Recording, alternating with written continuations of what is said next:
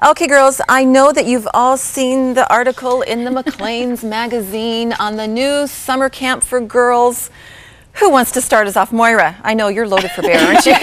Wow. She's ready. I actually went to the dollar store to look for a shield before I make my comments here today. Okay, we're ready. Maybe we're sisters. Yeah. don't need it, but you know, my children are at a wonderful camp where they are having a lot of fun and getting a great spiritual foundation, helping others to that. Doesn't get better than that. But I learned that they are now allowed to have one elbow on the table at meal times.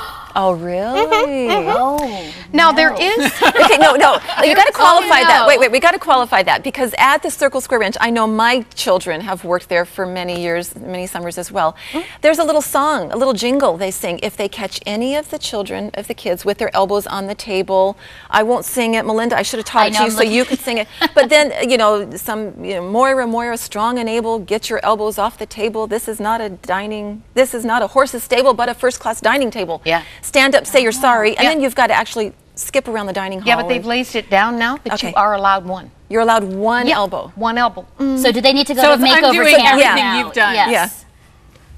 It gives me a little bit of warming up for this girls camp, for girls 10 to 14, 2-week camp, that will improve their posture, voice, table manners, conversation skills, wardrobe choices, makeup application, hostessing skills, and music appreciation. You know what that tells me? It tells me maybe they'll get the like out of every fourth word. Maybe it'll deal with the up talk. You know how the girls end all their sentences this, Moira. You're for the makeover I camp. think these are life skills that our young women are not learning. Well, I have to broaden this because I know this. Moira, you'd be surprised. I think. You would be surprised. I agree that we need to teach our children about the finer things and manners and all of those things. We're not doing them any favors when we just, when we don't teach them these things. But I don't think it's just a woman. Like, okay, so what's going to happen if a woman is raised to be this way? Well, where are the men who are like this? You know, the men you know what I mean? You got to have it both ways. So, I agree with that. The only thing I disagree is that if having these kinds of manners and knowing how to set a table and choosing correct music becomes the identity of a young girl or young man. So if you're this person and persona, that is who you are, and so you need to maintain that, be the best at it, have your house beautifully decorated. That's the issue. But I think where the debate comes is some people feel that that's not, a woman shouldn't be always having dinner ready for the man and having a table placed or that this beautifully for is him. retro. Or this is exactly. They're going back to the 1950s high school home economics textbook on how to be a good wife. No, that's where the feminists are in an uproar. But I don't think that this needs to be framed in a performance mode, but in a self-confidence. Yeah. If I say to my kids, I want to be able to take you anywhere, and to meet the Queen if that ever opened up.